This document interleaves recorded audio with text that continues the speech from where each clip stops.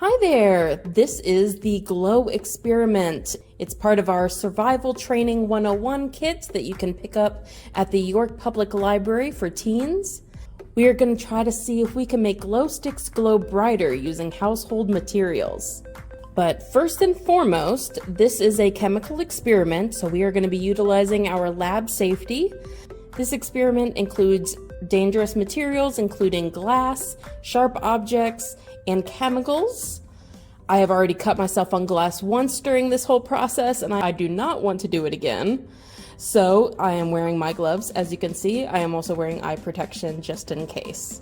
I also shouldn't need to tell you that please do not consume any of these items. They are not food. They are not meant for human consumption. Don't poison yourself. We're just using this as an experiment.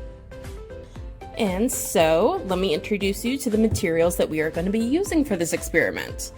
First of all, of course, we need a glow stick. This is an emergency glow stick that I picked up on Amazon, but you can find them just about anywhere. And if you look closely, you might be able to see that there is, obviously liquid in the glow stick, but there are two different types of liquids. And that is because a glow stick is a combination of two different liquids. They are both contained in this outer plastic casing. Then there's a clear liquid. And then on the inside of that, there's a glass tube that is full of the yellow liquid that we're going to be seeing here in a second. This is what that glass tube looks like when I've removed it from the rest of the glow stick casing and the other clear liquid. And all I did was very carefully snap the glass tube with a pair of pliers and then empty it into the little cups here that come with the kit. So you don't have to do any glass breaking today, thank goodness. So when you make a glow stick glow, what you're doing is that when you snap it, you are cracking that glass tube, which releases the second yellow liquid and creates a chemical reaction, causing it to glow. I am not a scientist though. I can't explain to you what the chemicals are, what all goes into it, what creates the reaction that it does. However, I do work at the library and I would be very happy to help you find the resources that you need in order to answer those questions, because I am sure there's a book on it somewhere and I would love to find out the answers myself, come to think of it. We'll work on that together.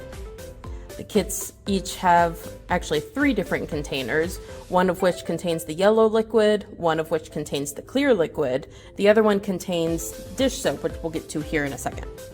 Our first experiment, though, is going to require some hydrogen peroxide. You can usually find this in a first aid kit or something like that. Then we will be using some sodium bicarbonate, otherwise known as baking soda.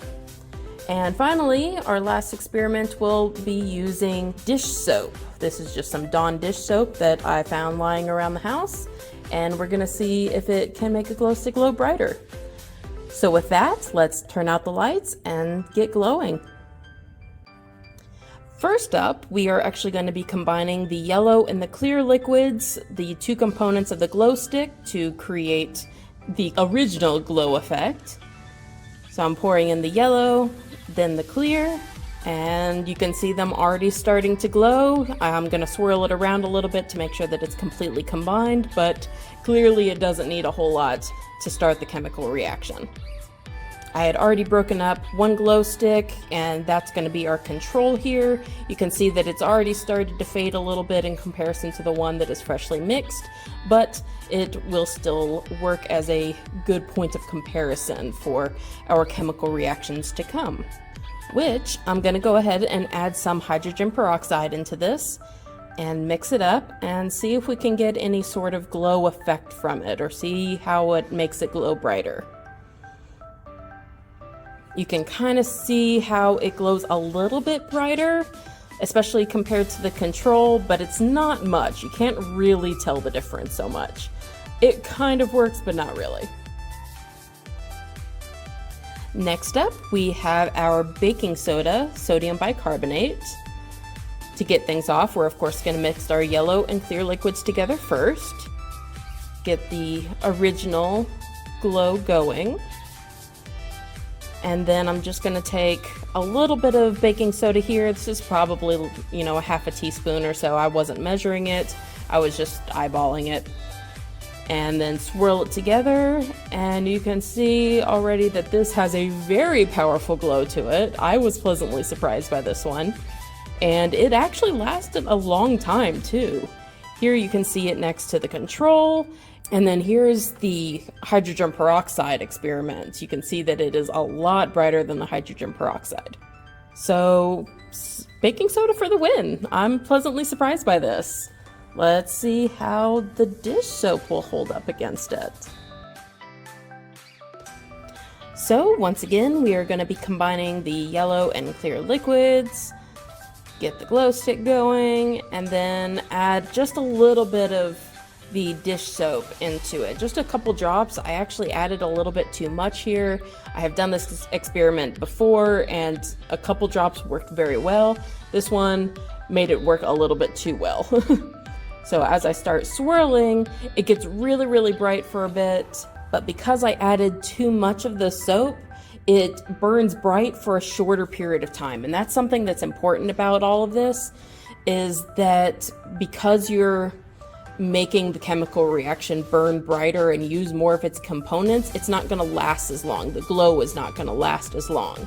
So that's a choice that you have to make, is that do you want something to glow brighter for a shorter amount of time, or do you want it to glow a little bit but for a really long time?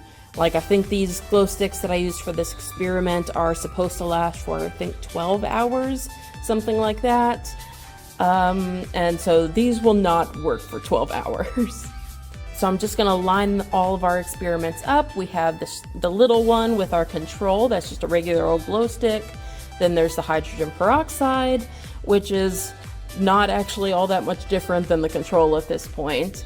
And then we have our baking soda, which is glowing very brightly. And then because I added so much dish soap, you can already see how it's already burned through all those chemical components, and it's already even duller than the control at this point. It has basically burned through all of everything that it had to give.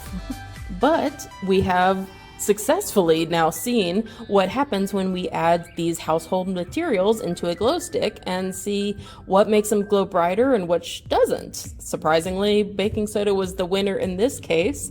Just be careful that if you do this at home, utilize all of your lab safety, and also as a side note, make sure that you clean up after yourself, because I accidentally left a ring that I had not seen before, and it's mildly corrosive, so I would not leave this out for any long period of time, and definitely don't touch it with your bare hands.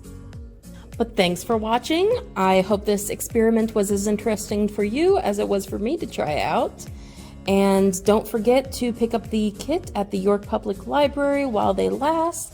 This is intended for teens, but you can also stop by the library and see what else we have going on, or go to the library website, yclibrary.org. We always have things going on, and we would be happy to have you. And don't forget to sign up for the Summer Learning Challenge. It's going on now through the end of July. We would love to have you. We have lots of things going on for that as well. Have a great day. Happy reading. Bye.